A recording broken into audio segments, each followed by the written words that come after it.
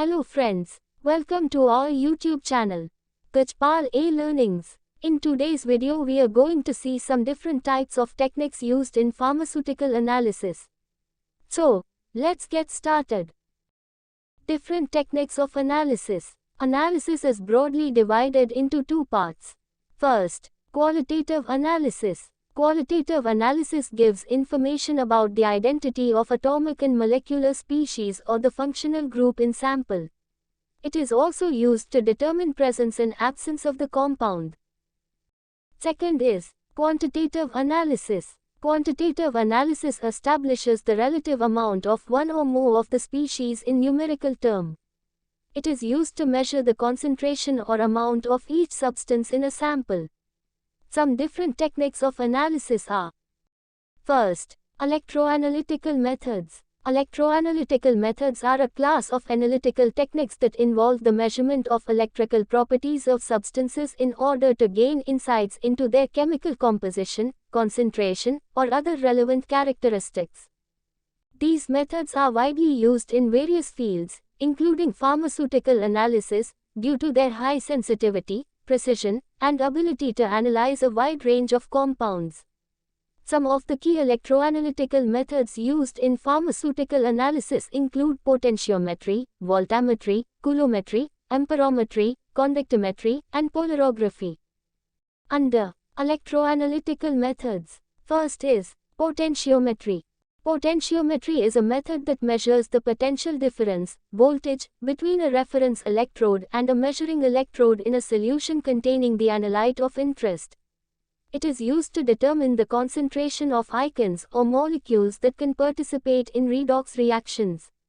In pharmaceutical analysis, potentiometry is often used to measure the concentration of ions such as hydrogen ions, pH measurement, and certain drug molecules that can undergo redox reactions.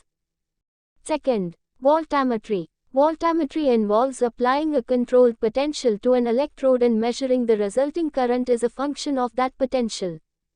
Different types of voltammetry, such as cyclic voltammetry, differential pulse voltammetry, and square wave voltammetry, are used to study the electrochemical behavior of substances. In pharmaceutical analysis, voltammetry is valuable for determining the concentration of substances that undergo electrochemical reactions, including many pharmaceuticals. Third, coulometry. Coulometry is an electroanalytical method that measures the quantity of charge passed during an electrochemical reaction.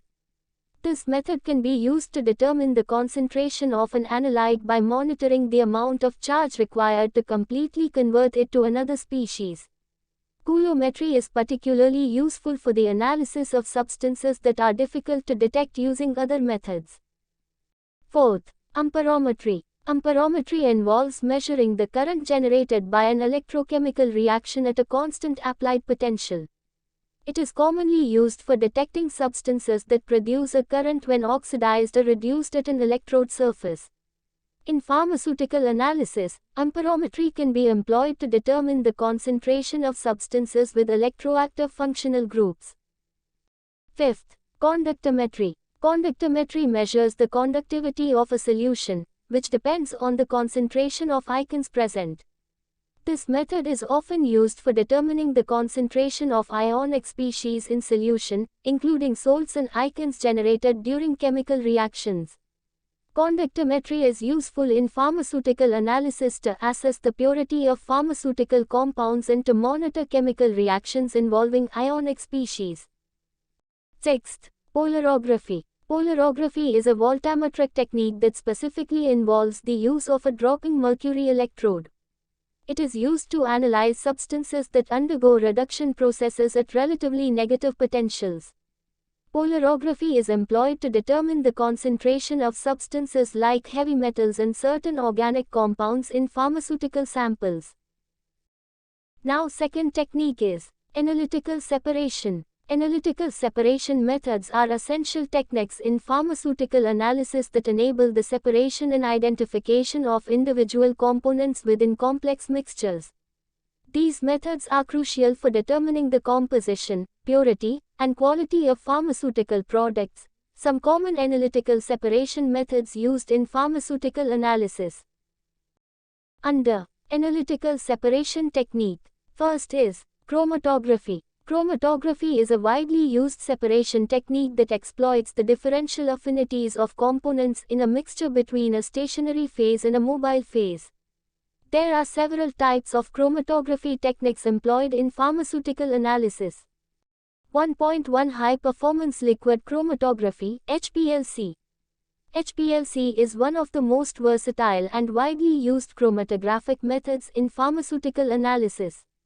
It involves a liquid mobile phase that carries the sample through a column packed with a stationary phase. Components in the mixture interact differently with the stationary phase, leading to separation based on factors like polarity, size, and chemical interactions. 1.2 Gas chromatography, GC. Gas chromatography is used for analyzing volatile and semi-volatile compounds. In this technique, the sample is vaporized and carried through a column by a gaseous mobile phase. Separation occurs based on factors like boiling point and affinity for the stationary phase. 1.3 Thin layer chromatography, TLC. TLC involves the separation of components on a thin layer of stationary phase, usually silica gel or a similar material, supported on a plate. The sample is applied as spots at one end of the plate and allowed to migrate as a solvent. Mobile phase moves up the plate through capillary action. TLC is often used for qualitative analysis and preliminary separation. Second, capillary electrophoresis, CA. CA is a powerful separation technique that exploits the differences in charge to mass ratios of ions in an electric field. It is particularly useful for separating charged species, such as ions and small molecules. CA offers advantages such as high resolution, short analysis times, and minimal sample requirement. Third, size exclusion chromatography, SEC. SAC, also known as gel permeation chromatography, GPC, is employed for separating molecules based on their size. It uses a porous stationary phase that allows smaller molecules to enter the pores and take longer to elute, while larger molecules move more quickly through the column. Fourth, ion exchange chromatography, IAC. IAC separates ions based on their charges. The stationary phase contains charged groups that interact with ions of opposite charge in the sample. This technique is useful for analyzing ionic compounds and biomolecules like proteins. Fifth, affinity chromatography. Affinity chromatography is designed to separate and purify components based on specific interactions, such as antigen-antibody binding or enzyme-substrate interactions. It is often used to isolate and characterize biomolecules. Sixth, supercritical fluid chromatography, SFC. SFC employs a supercritical fluid as the mobile phase to separate compounds. It combines characteristics of both liquid and gas chromatography and is used for analyzing compounds that are sensitive to high temperatures. Seventh, preparative chromatography. Preparative chromatography is employed to isolate and purify larger quantities of a specific compound from a mixture. It is commonly used for producing pharmaceutical compounds in a highly purified form. Third technique is analytical spectrometry. Analytical spectrometry is a class of techniques used in pharmaceutical analysis to measure the interaction between electromagnetic radiation and matter. These techniques provide valuable information about the composition, structure, and concentration of various compounds present in pharmaceutical samples. Some of the commonly used analytical spectrometry techniques in pharmaceutical analysis are: first, ultraviolet visible spectroscopy, UV visible. UV visible spectroscopy involves the measurement of the absorption or transmission of ultraviolet and visible light by a sample. This technique is widely used for quantitative analysis of compounds containing chromophores, which are groups that absorb light in the UV-vis range. In pharmaceutical analysis, UV visible spectroscopy is used to quantify active pharmaceutical ingredients, determine the concentration of impurities, and monitor reactions. Second, infrared spectroscopy, IR. Infrared spectroscopy measures the absorption or transmission of infrared light by molecules. It provides information about functional groups and chemical bonds present in a compound. Fourier transform infrared (FTIR) spectroscopy is a commonly used variant that offers higher sensitivity and spectral resolution. IR spectroscopy is valuable in pharmaceutical analysis for identifying drug compounds, characterizing excipients, and detecting impurities. Third, nuclear magnetic resonance spectroscopy (NMR). NMR spectroscopy exploits the magnetic properties of certain atomic nuclei to provide information about molecular structure, connectivity, and dynamics. Proton (1H) and carbon-13 (13C) NMR are frequently used in pharmaceutical analysis to elucidate molecular structures, confirm the identity of drug substances, and analyze complex mixtures. Fourth, mass spectrometry (MS). Mass spectrometry is a versatile technique that measures the mass-to-charge ratio of ions. It is used to determine the molecular weight of compounds, identify unknown compounds, and analyze the structure of complex molecules. Liquid chromatography mass spectrometry (LCMS) and gas chromatography mass spectrometry (GCMS) are powerful combinations for analyzing pharmaceutical samples. Fifth, fluorescence spectroscopy. Fluorescence spectroscopy measures the emission of fluorescent light from a sample following excitation with light of a shorter wavelength. This technique is highly sensitive and is used to detect trace amounts of fluorescent compounds, analyze complex mixtures, and study molecular interactions. Fluorescence spectroscopy is employed in drug discovery and development to assess the binding of fluorescently labeled ligands to target proteins. Sixth, Raman spectroscopy. Raman spectroscopy involves the scattering of monochromatic light by a sample, resulting in energy shifts that provide information about molecular vibrations and rotational transitions. It is useful for identifying organic and inorganic compounds, analyzing crystalline forms, and studying chemical changes in pharmaceutical formulations. Seventh, atomic absorption spectroscopy (AAS). AAS measures the absorption of specific wavelengths of light by atoms in the gaseous state. It is commonly used for quantifying trace metals in pharmaceutical samples. AAS is valuable for assessing the levels of heavy metal impurities in drug products.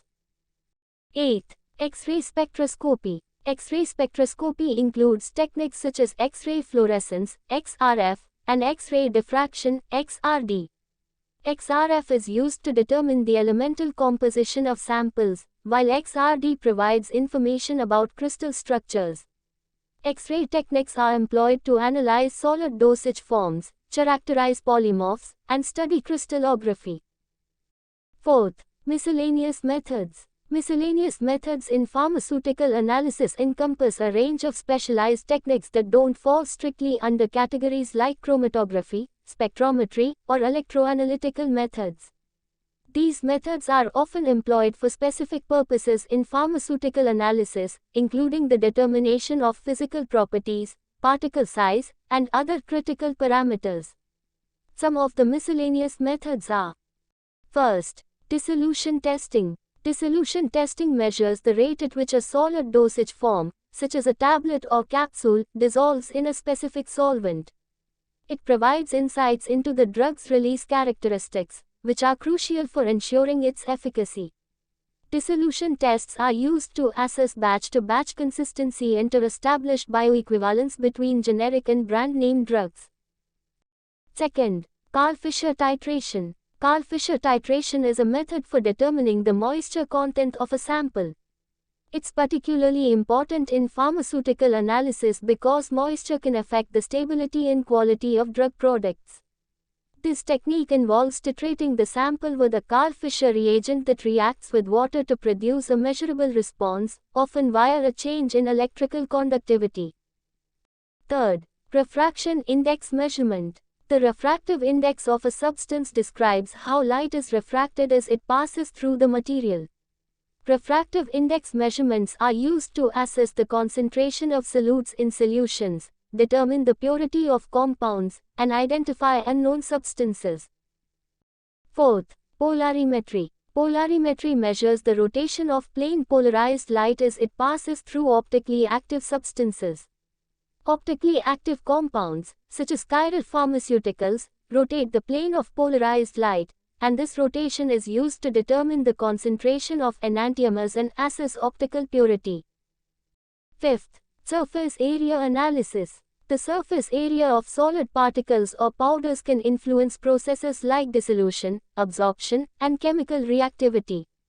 Techniques such as gas adsorption, BAT method, and laser diffraction are used to measure the surface area and particle size distribution of pharmaceutical materials. Sixth, differential scanning calorimetry, DSC. DSC measures the heat absorbed or released by a sample as it undergoes thermal transitions, such as melting or crystallization. It's used to determine the thermal stability of drug substances and formulations, identify polymorphs, and study phase transitions. Seventh, rheology. Rheological measurements characterize the flow and deformation properties of materials. Rheology is essential for understanding the behavior of semisolid formulations, example, creams, ointments, evaluating the viscosity of liquid dosage forms, and ensuring proper handling and administration of pharmaceutical products. 8. Osmometry. Osmometry measures the osmotic pressure of a solution, which is related to the concentration of solutes in the solution. This technique is used to determine the tonicity of parenteral solutions and ophthalmic preparations, ensuring their compatibility with body fluids. 9th, spectrophotometry and colorimetry. While related to spectrometry, these methods involve measuring the absorbance or transmission of light by a sample at specific wavelengths to determine the concentration of colored compounds. They are particularly useful for analyzing drug assays and quantifying color-based reactions. 10. Gas chromatography with flame ionization detection, GCFID. This specialized form of gas chromatography combines separation with the detection of compounds through their ability to generate icons in a flame. GCFID is commonly used for analyzing volatile organic compounds in pharmaceutical formulations. Thanks for watching this video. If this video was helpful, then please kindly do a subscribe and help us. Thank you.